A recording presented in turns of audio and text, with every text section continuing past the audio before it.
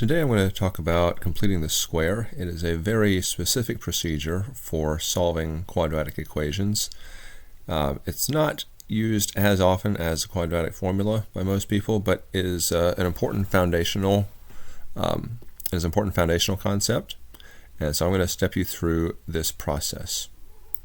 I'm going to start by showing what it looks like when we square just a regular old binomial, generic binomial. I'll put x plus a squared. Now, let's not make the same mistake that is often made where we just square the two figures and consider it done. What we need to do is actually multiply it, FOIL it with itself.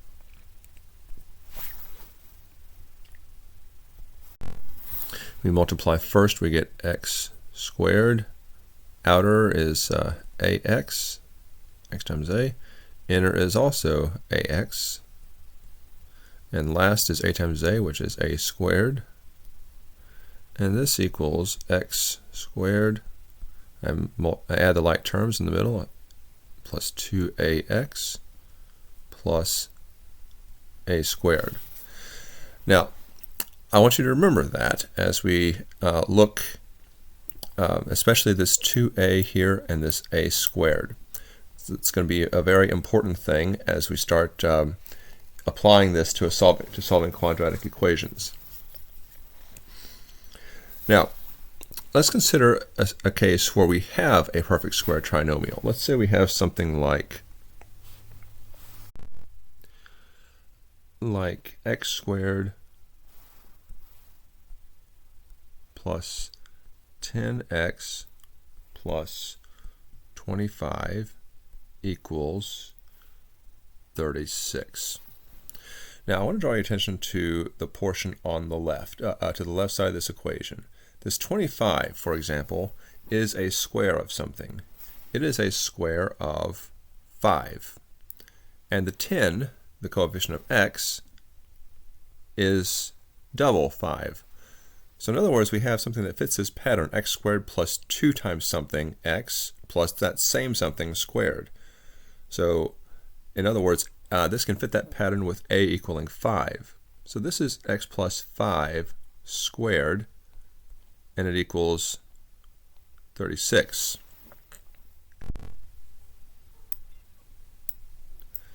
Now as I move these up, one thing we can do with this x plus 5 squared is we can square root both sides. So I'm going to do that, and if I do that on the right, on the left, I have to do it on the right also. That just gives me x plus 5. This gives me a nice, neat linear equation. 36, well, the square root of 36 is 6, but negative 6 also squares to get 36. So we're going to put a plus or minus 6 there. And then we're going to subtract 5 from both sides, and then we will basically be done, almost done. We have negative 5 plus or minus 6, which means, well, negative 5 plus 6 is 1, negative 5 minus 6 is negative 11, and those are the two solutions to that equation. So I'm going to use that pattern in order to solve an equation that is not quite as nice and neat as that. But before that, I want to start noticing some patterns. I want to take what I'm going to call complete squares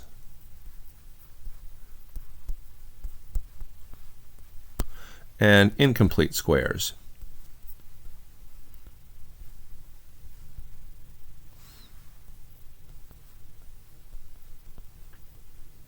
Okay. So a complete square, well, let's just take the one that we had just now. We had x squared plus 10x plus 25. What if all we had were the x squared plus 10x, and we did not know what came after that? How would we find it to make it to where it was a perfect square? Well, if you recall, this fits the pattern x squared plus 2ax plus a squared, the a there is half of the x coefficient. X coefficient here is 10, so that means the a is 5. And then whatever that last term is needs to be the square of that, which is 25. And that is equivalent to x plus 5 all squared. Let's take another example. Let's say we have x squared. I'm going to start with even numbers. Let's say we have x squared plus 2x plus something equals x plus something squared. Well, what is the something? Well, this time we take half of 2, which is 1, and then we square, and that 1 is going to be inside this parentheses here. And when we square that 1, what do we get? Well, we get 1. Now let's do one more example. Let's say we have, let's do, we'll do a couple more examples. Let's say we have x squared minus 4x plus something equals x something squared. Now, is this going to be a plus inside here or a minus? Well, notice we have a minus 4x there. This is going to be a minus something inside here. Now, notice I have a plus there before the blank. X squared minus 4x plus blank. The reason why I have a plus there, I'm always going to have a plus there because that's going to be the square of some number, which whether the original number was positive or negative, it's going to be positive. So half of negative 4 is negative 2. Square negative 2 and we get positive 4. Okay, I'm going to do one more example because we are going to go there a little bit in this section. What if we have an odd number for our coefficient? That's going to be an x plus something squared. Well, we take half of 7. Not everybody likes fractions. I do. So I'm going to do 7 over 2. Now, we need to square the 7 over 2, and that's not as scary as it sounds. It's just you square both numbers. Square the 7 and we get 49. We square the 2 and we get 4. And that actually does fit the perfect square pattern. Now, this procedure right here is what I would call completing the square proper. This really is the process by which we can make a quadratic equation solvable. So I'm going to go to a new screen.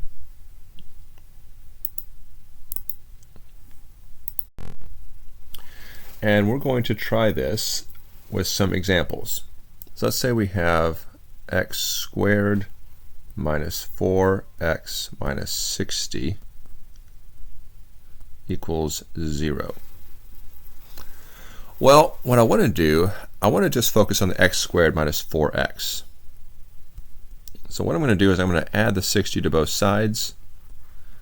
And so that's gone from the left side. We now have the 60 on the right side. I'm going to leave that little space blank. Notice what I've done with the formatting. I have left that space blank. There's a reason for that, because I want to be able to have a plus something here and a plus something there. So I'm going to do those in red. I'm going to go ahead and start the next step.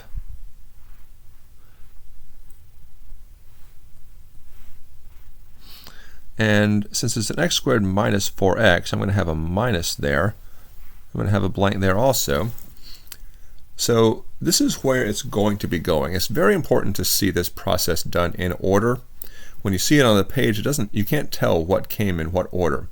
So the next place I'm going to put a number is in the x minus blank squared part. And that blank is going to be half of that 4, which is 2. The next place I'm going to put something is just up to the upper right of that 2. The square of that 2 is 4. And because I'm adding it to the left side, I'm also going to add it to the right side, and that's going to give me 64. I'm going to switch back to a white pen now. Now, I square root both sides, and that makes that x minus 2 squared just become an x minus 2. Square root of 64 is 8. We are going to consider both the positive and the negative square root of 64. We add both sides. We add 2 to both sides. We get 2 plus or minus 8. 2 plus 8 is 10. 2 minus 8 is negative 6. And those are the two solutions to that quadratic equation. All right, let's try another example. I'm going to go to a new screen. Let's try an example where the x coefficient is an odd number. Okay, x squared minus 5x plus 6 equals 0. Now I'm going to do the same thing. I'm going to isolate the x squared minus 5x. I'm going to bring the 6 to the right side, which means I need to subtract it. And I have x squared minus 5x on the left side. I'm going to be adding something there and something on the right side also. It's going to end up being a something squared, an x minus something squared specifically. And then the right side will be altered after it has something added to it. So what is half of 5? That's going to go in that blank in the x minus blank. Half of 5 is 5 over 2. I square that, which means I square the 5, I get 25. I square the 2, I get 4. Add it over on the right side also. Now, this next part is the part that scares some people. Negative 6 plus 25 over 4. I just need a common denominator. I need negative 6 is something over 4. Multiply it by 4. I get negative 24 fourths plus 25 fourths, which equals 1/4. Now I can square root both sides. So I have x minus 5 halves equals plus or minus. Well, I square root the 1, I get a 1. I square root the 4, I get a 2. Not as bad as you might have thought, right? We add the 5 halves to both sides. Okay. So 5 halves plus 1 half is 6 halves. And 5 halves minus 1 half is 4 halves. Well, 6 halves equals 3, and 4 halves equals 2. And those are my two solutions to that equation. Okay, now we're going to do another example. And this one is going to make things a little interesting. X squared plus 2x plus 3 equals 0. Start it off the same way. Subtract the 3 from both sides. And I'm going to be adding something here, adding something there. And it's going to end up being x plus something squared equals something. Half of the 2 is 1, and 1 squared is 1. So we are going to add 1 to the right side also. I get negative 3 plus 1 equals negative 2.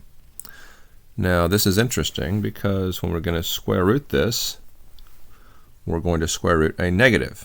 And we get x plus 1 equals square root of negative 2. Well, if you've seen my imaginary numbers video, you should know that this is going to be I square root of 2. The I comes from the square root of the negative. We still need a plus or minus here. And then I'm going to subtract 1 from both sides. I get negative 1 plus or minus I square root of 2. And that is actually two answers, negative 1 plus I squared of 2, negative 1 minus I squared of 2. In my classes, I accept that as the final answer. because it does express both solutions. Now I'm going to do one more example, and this is the reason why not as many people do completing the square. Well, it's a reason why not as many people do completing the square, because it can get a bit complicated. That needs to be a squared there. Now, we don't have an x squared as our leading term this time, so we need it to be an x squared. So we need to divide everything by 2. And we have x squared plus 5 over 2x plus 1 equals 0. We'll do the same thing as before. We do x squared plus 5 over 2x equals -1. And we add the plus something. By now we're old hands at this, right? So we have x plus something squared equals something.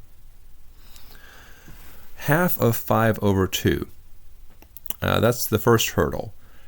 Now there's 2 ways to take half of something. One is you can put it over 2, or you can, if it's already a fraction, you can double the denominator. You can half the numerator. In this case, it makes more sense to double the denominator. So I'm going to take 5, I'm going to double the 2 and make it 5 over 4. That is actually half of 5 over 2. Now we square that and we get 25 over 16. And then I add that to the right side. I get 25 over 16 there. Now I need to add -1 to 25 over 16. Well, -1 is -16 over 16. -16 plus 25 is 9 over 16. Now we can do the square root step. We have x plus 5/4 equals plus or minus square root of 9 is 3, square root of 16 is 4. Now we subtract the 5/4 from both sides. Plus or minus 3/4.